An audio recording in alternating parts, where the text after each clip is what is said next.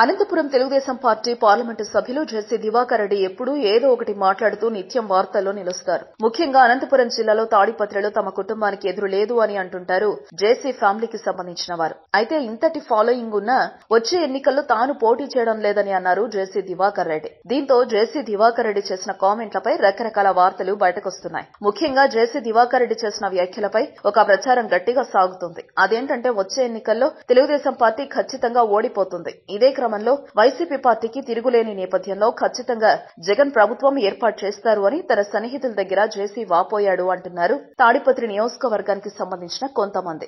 ఇదే విషయాన్ని మీడియా ముందు కూడా చాలా సార్లు అన్నారు జెసి దివాకర్ రెడ్డి. ఇదిలా ఉండగా గతంలో తెలుగుదేశం పార్టీ అధినేత చంద్రబాబును ప్రసన్నం చేసుకోవడానికి లబ్ధి పొందడానికి ప్రతిపక్ష నేత వైసీపీ అధినేత జగన్ ని అనరాని మాటలంటూ తీవ్రంగా దూషించిన నేపథ్యంలో వచ్చే ఎన్నికల్లో జగన్ ముఖ్యమంత్రి ఖచ్చితంగా అవుతాడు. ఇందుమూలంగా రాజకీయాల్లో ఉంటే రాజకీయంగా తనకే నష్టమని జెసి దివాకర్ రెడ్డి రాజకీయాల నుంచి తప్పుకుంటున్నట్లు వార్తలు వినపడుతున్నాయి. తాజాగా జెసి దివాకర్ రెడ్డి తీసుకున్న నిర్ణయంతో తెలుగుదేశం నాయకులు కంగుతిన్నారు. వార్తావాణి న్యూస్ ఛానల్ ఎప్పటికప్పుడు రాజకీయ, సినీ విశేషాలు, స్పోర్ట్స్ మరియు సాంకేతిక పరమైన మరెన్నో విషయాలను మన ముందుకు తెస్తుంది. మరింత సమాచారం కొరకు వార్తావాణి న్యూస్ ఛానల్ ని సబ్స్క్రైబ్ చేయండి.